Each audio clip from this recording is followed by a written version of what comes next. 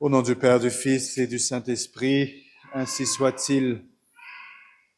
Bien chers fidèles, nous célébrons aujourd'hui la grande fête de Saint Jean-Baptiste, le précurseur, qui est venu pour être celui qui allait annoncer la venue de notre Seigneur Jésus-Christ. Hier soir, les chrétiens ont allumé des feux de joie en l'honneur de Saint Jean-Baptiste, dont le Saint-Évangile selon Saint Jean l'apôtre nous dit qu'il n'était pas la lumière, mais qu'il venait pour rendre témoignage à la lumière. Alors Saint Jean est représenté, notre Seigneur Jésus-Christ, par ce feu qui brûle après les premières vêpres de la Saint Jean-Baptiste, et Saint Jean est celui qui présente au monde la lumière comme il l'a fait en étant celui qui avait été choisi de toute éternité pour montrer de son doigt le Sauveur. Voici, nous dit Saint Jean-Baptiste, voici l'agneau de Dieu, voici celui qui enlève les péchés du monde. Quel grand personnage, ce Saint Jean-Baptiste, dont notre Seigneur Jésus-Christ lui-même a voulu dire « Parmi les fils de la femme, il n'en est pas né de plus grand que Jean-Baptiste. » Parmi les fils de la femme, il n'en est pas né de plus grand que Saint Jean-Baptiste, qui couronne en quelque sorte tous les patriarches de l'Ancien Testament, tous les prophètes de l'Ancien Testament, en n'annonçant pas notre Seigneur Jésus-Christ comme un personnage lointain, mais au contraire comme quelqu'un qui s'approche, qui est tout près, qui est là, qu'on peut montrer du doigt, qu'on peut désigner comme étant celui qui enlève les péchés du monde. La grande histoire de l'humanité, c'est l'histoire d'une humanité déchue, tombée dans le péché dont nous faisons partie. Chacun de nous, nous sommes des pécheurs. Et avant la venue de notre Seigneur Jésus-Christ, le monde était enveloppé de grandes ténèbres.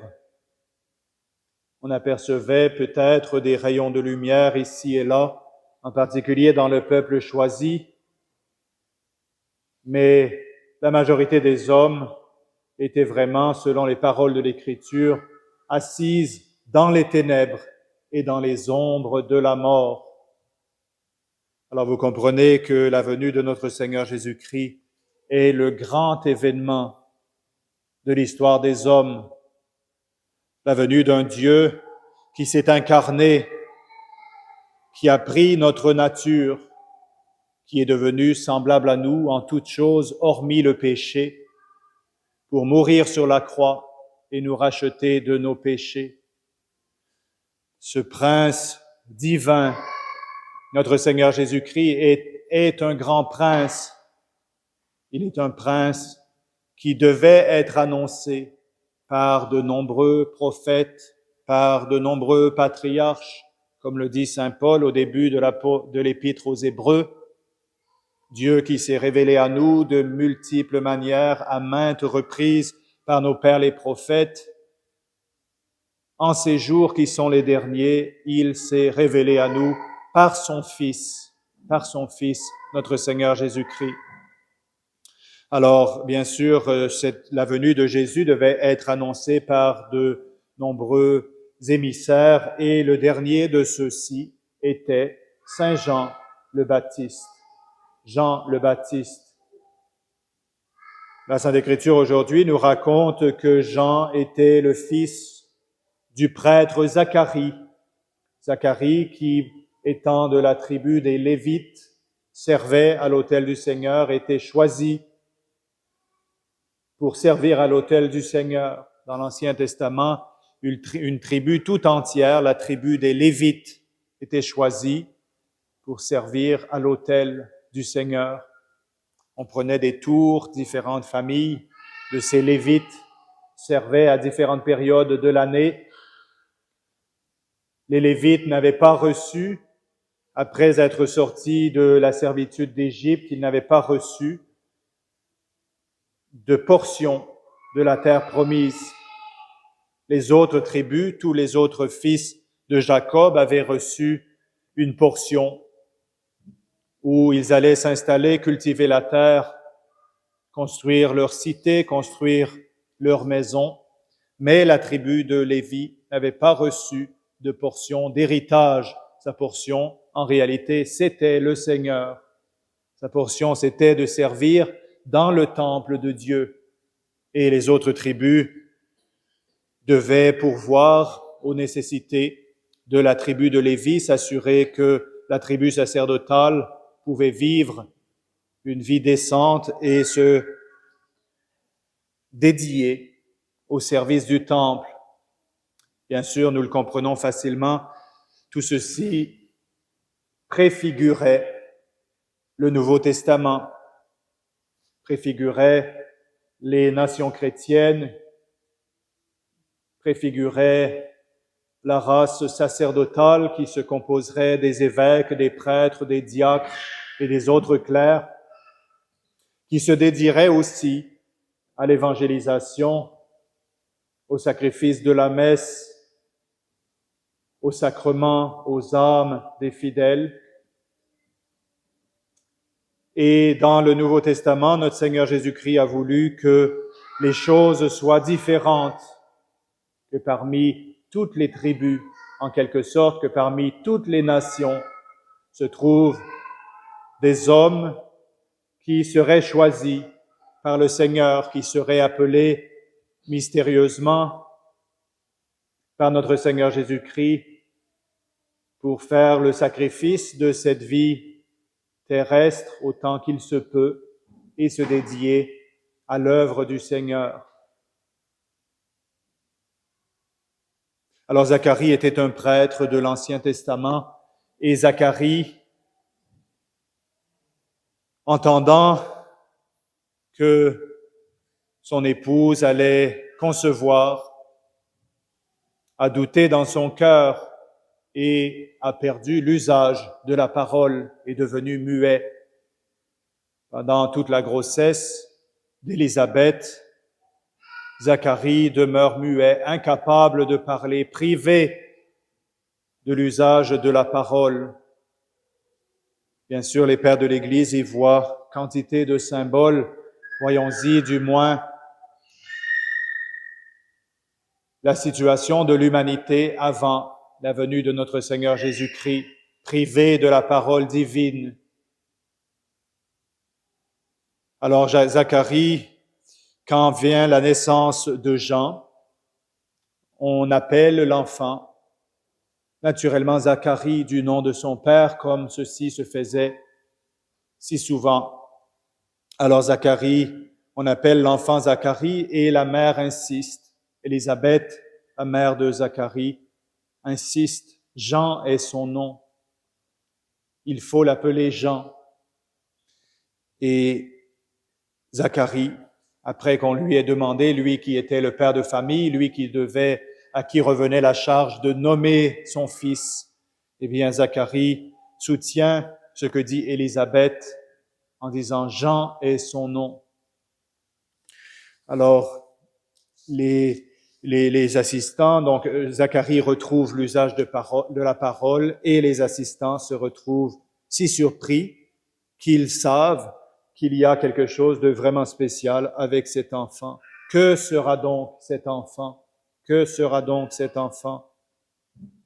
Alors Zacharie, nous dit le Saint-Évangile, rempli de l'Esprit Saint, se mit à prophétiser, « Béni soit le Seigneur, le Dieu d'Israël, de ce qu'il a fait visite et octroyé délivrance à son peuple. » Déjà, on annonce la délivrance du peuple d'Israël par la simple venue au monde de cet enfant, de Jean, fils de Zacharie, précurseur du Messie.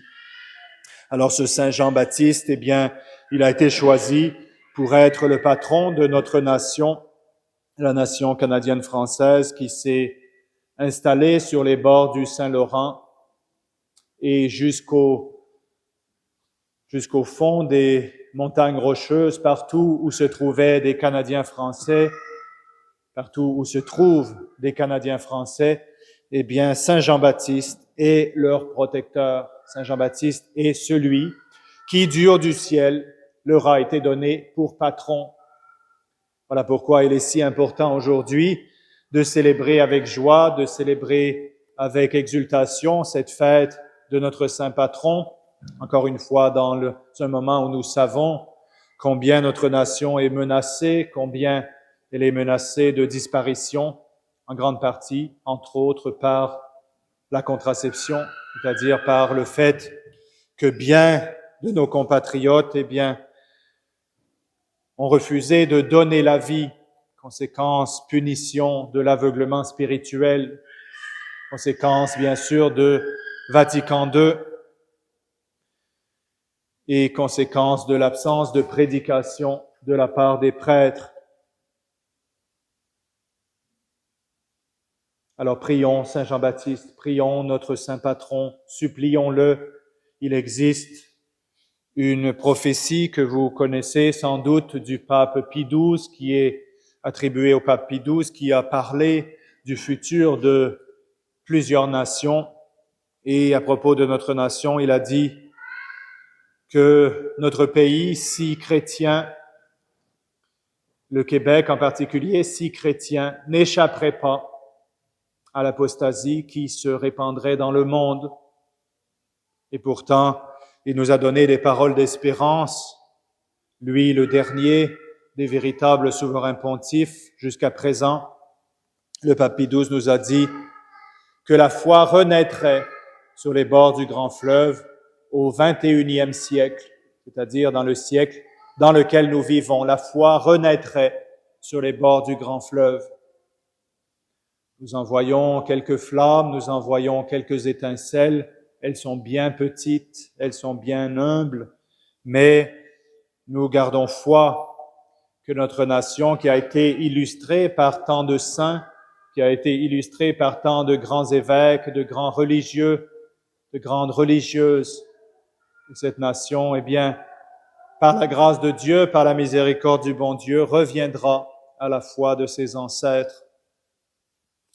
Aujourd'hui, nous célébrons aussi 10 ans de cette première messe qui fut dite le 24 juin 2016 dans la ville de Drummondville,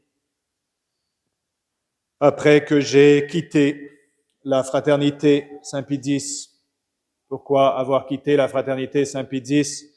Eh bien, parce que la fraternité, très clairement, faisait des démarches depuis déjà plusieurs années pour se réconcilier avec la Rome apostate, avec la Rome qui a abandonné la foi catholique, avec la Rome qui agit comme si toutes les religions étaient des moyens de salut, avec la Rome qui, comme le dit le livre de l'Apocalypse, reçoit dans son sein aujourd'hui toutes sortes d'oiseaux impurs, toutes sortes de fausses religions. Vous le savez, encore une fois, il n'y a pas si longtemps, ce n'est qu'un exemple parmi tant d'autres.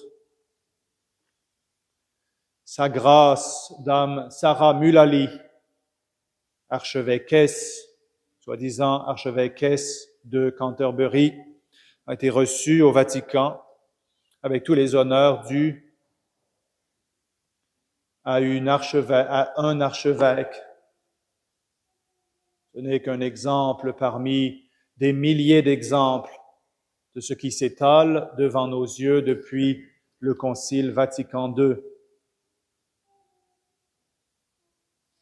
La foi traditionnelle est considérée désormais comme de l'extrémisme. Les sacrements traditionnels, la messe traditionnelle sont considérés comme arriérés, démodés. Alors, devant ce mouvement qui était en cours, qui est toujours en cours, d'une façon différente peut-être aujourd'hui, mais encore aujourd'hui, vous le savez, dans beaucoup de groupes traditionnels, eh bien, on se déclare en communion avec le faux souverain pontife, qui non seulement n'est pas seulement un faux souverain pontife, il a existé dans l'histoire de l'Église des hommes, des saints même, qui ont adhéré à un faux souverain pontife au temps du grand schisme. Mais il s'agit bien sûr de plus que ça. Il s'agit d'adhérer à des gens qui ne professent plus la foi catholique. Ils professent une foi différente de la foi catholique. Voilà le plus grand crime de cette messe qui est célébrée en communion avec les imposteurs. Il y a quelques jours encore, on me faisait part de l'histoire d'un prêtre que j'ai bien connu au séminaire, il est encore jeune, qui vient d'être déplacé d'un pays à un autre. Pourquoi? Parce qu'on a découvert qu'il célébrait la messe sans mentionner le nom des hérétiques. Alors bien sûr, il faut prier pour lui, il faut prier qu'il ait le courage de non plus le faire seulement discrètement, secrètement, mais de le faire publiquement, de tirer les conséquences, bien sûr, de ce qu'il croit.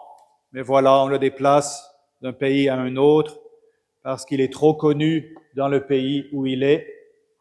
Et si on venait à savoir qu'il célèbre la messe non unacum, eh bien, ça représenterait un danger pour la position officielle de la fraternité. Alors en 2016, eh bien, comme certains d'entre vous s'en souviendront, j'ai écrit cette lettre et annoncé mon départ de la fraternité. Je me souviens de ce jour, le 3 juin 2016. Je me souviens de ce jour où j'avais composé mon message. Il ne restait plus qu'à appuyer sur un bouton pour que ma vie bascule complètement, comme vous pouvez le comprendre.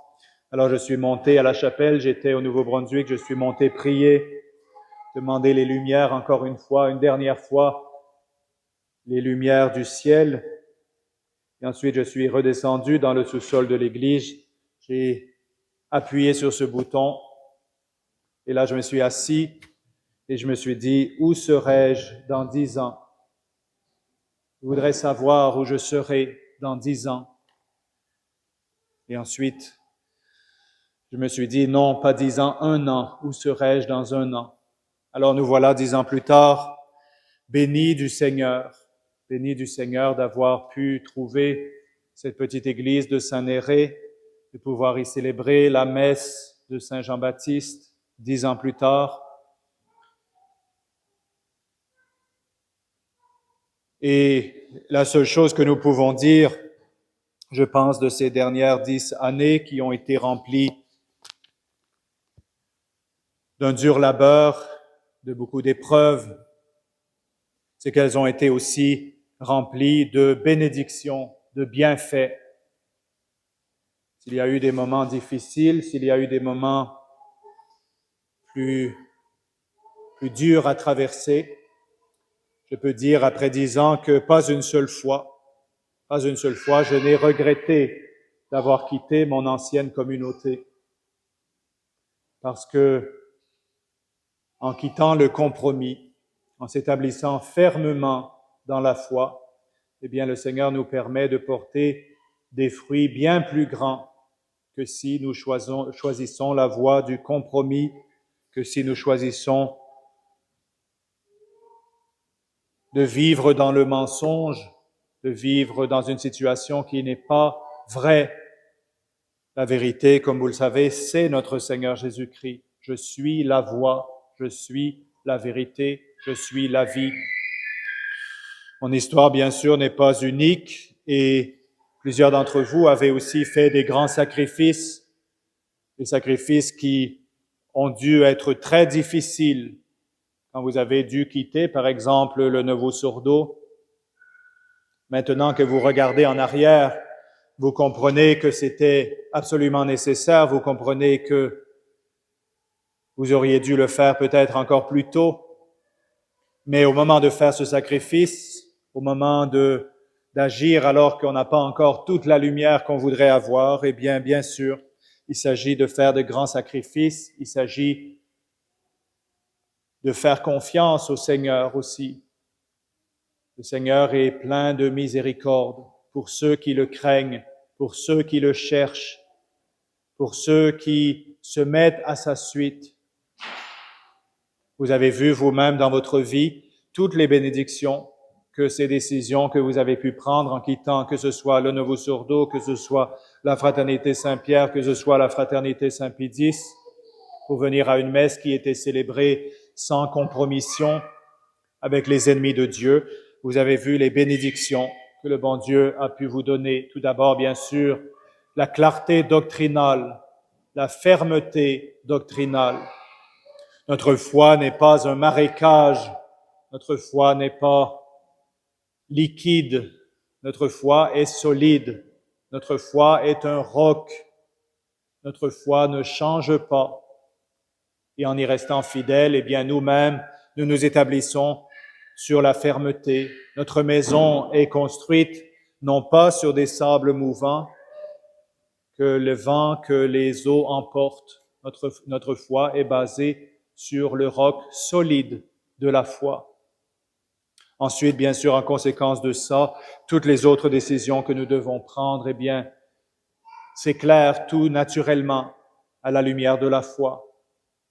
Quelqu'un qui n'a pas de fermeté doctrinale, quelqu'un qui n'est pas fermement établi dans la foi, eh bien, est privé des grâces de notre Seigneur Jésus-Christ, est privé des lumières de notre Seigneur Jésus-Christ, en grande partie, surtout, bien sûr, lorsque ceci est dû à une négligence, à un manque de considération, à un manque d'attention à l'enseignement de notre Seigneur Jésus-Christ, à l'enseignement de son Église. Alors que rendrai-je au Seigneur pour tant de bienfaits? C'est ce que chacun de nous peut dire aujourd'hui. Que rendrai-je au Seigneur pour tant de bienfaits? Je prendrai le calice du Seigneur et j'invoquerai son nom, comme nous disons, comme le prêtre dit après avoir consommé la Sainte Hostie, quid retribuam Domino pro omnibus que retribuit mihi. Que rendrai-je au Seigneur pour tout ce qu'il m'a donné? Calicem salutaris accipiam. Je prendrai le calice du salut et j'invoquerai le nom du Seigneur. Chacun de vous, à la Sainte Messe, vous êtes unis au sacrifice que le prêtre célèbre à l'autel. C'est le prêtre, in persona Christi, dans la personne du Christ, qui offre le corps et le sang de notre Seigneur Jésus-Christ. Mais le prêtre n'offre pas ce sacrifice en son nom seul. Il offre ce sacrifice au nom de tous les chrétiens de l'Église tout entière, et en particulier de ceux qui sont rassemblés autour de lui dans l'Église pour assister au saint sacrifice de la messe. Pensez, chers amis, maintenant en particulier, où vous devez faire quelques kilomètres supplémentaires pour venir assister au saint sacrifice, vous êtes récompensés en y assistant dans un lieu qui est digne de la célébration de la Sainte Messe. Pensez